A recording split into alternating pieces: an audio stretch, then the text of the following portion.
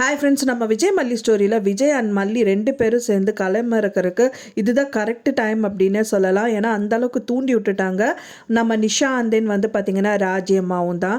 So அதனால் கண்டிப்பாக வந்து அவங்க பயங்கர கொந்தளிப்பில் இருக்காங்க. மெயினாக வெண்பாவை மேலே கையை வச்சுட்டாங்க. சும்மாவே விட மாட்டாங்க மல்லி. இதுக்கப்புறமா என்ன நடக்குது அப்படிங்கிறதே பெரிய ரணகலமாக இருக்கும். ஏன்னா வந்து மல்லி எப்படியாவது வந்து கண்டிப்பாக நீ நர்மதா தான் சொல்லியிருக்காங்க அப்படிங்கிறனால கண்டிப்பாக நர்மதாவை கூட்டிகிட்டு போயிட்டு எப்படி ஆதவனை கண்டுபிடிச்சிடுவாங்க. கண்டுபிடிச்சி வெண்பாவை காப்பாற்றுறது மட்டும் இல்லாமல் நேராக நிஷா வீட்டுக்கு தான் போவாங்க. இதுக்கப்புறமா வந்துட்டு இந்த 2 பேரையும் வந்துட்டு ஜெயிலில் எதுவுமே போடாமல் விட்டுட்டாங்க. இதுக்கப்புறமா அவங்கள ஜெயிலில் வந்து அரெஸ்ட் பண்ணுற அளவுக்கு வந்துட்டு ஏதாவது பண்ணிட்டாங்கன்னா ரொம்பவே சந்தோஷமாக இருக்கும்.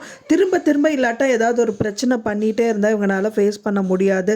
ஸோ அதனாலேயே இந்த மாதிரி விஷயங்கள் ஏதாவது பண்ணால் நல்லாயிருக்கும் ஃப்ரெண்ட்ஸ். அது மட்டும் இல்லாமல் வந்துட்டு இப்போது ஆதவன் முதலே சொல்லியிருப்பார்.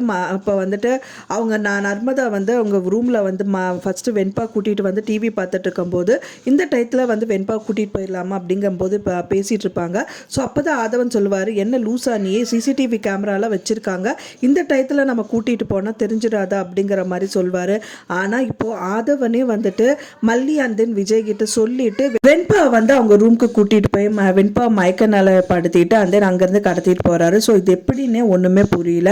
ஏன்னா யாருக்குமே தெரியக்கூடாது அப்படின்னு தான் பண்ணாரு. ஆனால் இதில் அவங்க நர்மதாவே சொல்லாட்டாலும் கண்டிப்பாக இவர் தான் அப்படிங்கிறது அவங்களுக்கே தெரியும். ஏன்னா அவர் தான் ஃபைனலாக மல்லி வெண்பா வந்துட்டு கூட்டிகிட்டு போனாங்க. ஸோ அதனால் பார்க்கறக்கே ரொம்பவே என்னடா இது அப்படிங்கிற மாதிரி இருக்க ஸ்டோரி அப்படின்னே சொல்லலாம். ஸோ நீங்கள் எப்படி நினைக்கிறீங்க அப்படின்னு சொல்லிட்டு மறக்காமல் எனக்கு கமெண்ட்டில் ஷேர் பண்ணுங்கள். நான் சொன்ன தகவல் உங்களுக்கு பிடிச்சிருக்கும்னு நினைக்கிறேன் ஃப்ரெண்ட்ஸ். பிடிச்சிருந்தா மறக்காமல் லைக் பண்ணுங்கள், ஷேர் பண்ணுங்கள், கமெண்ட் பண்ணுங்கள், சப்ஸ்கிரைப் பண்ணுங்கள். மேலும் இன்னொரு மல்லி சீரியல் அப்டேட்டோட நெக்ஸ்ட் மீட் பண்ணுறேன். தேங்க்ஸ் ஃபார் வாட்சிங் மை டியர் ஃப்ரெண்ட். நெக்ஸ்ட் வீடியோவில் பார்க்கலாம்.